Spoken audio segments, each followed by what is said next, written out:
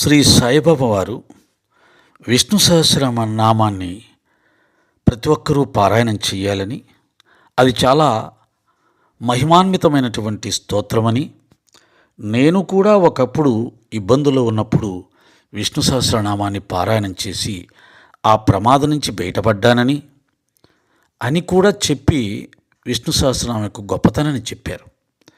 అందులో మొదటి శ్లోకాన్ని ఒకసారి చూద్దాం. విశ్వం విష్ణుర్వషట్కారో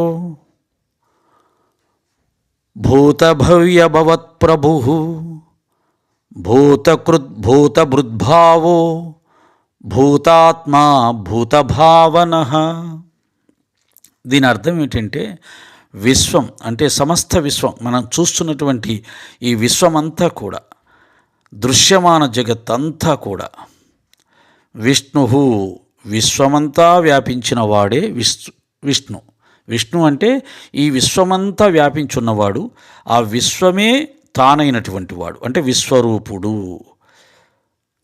వషట్కార, యజ్ఞాలలో దేవతలను ఆహ్వానించడానికి ఉపయోగించే మంత్రం.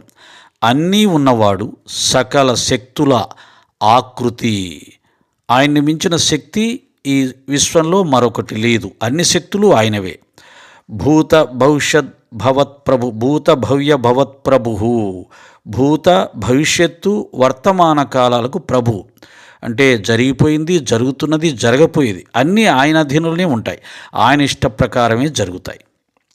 ఈ శ్లోకం విష్ణువు యొక్క సార్వభౌమత్వాన్ని, విశ్వవ్యాప్తకత్వాన్ని వివరిస్తూ ఆయనను సర్వకారుణుడిగా, సకల దేవతలకు అధిపతిగా కీర్తిస్తుంది. అది విష్ణు భగవాను యొక్క గొప్పతనం.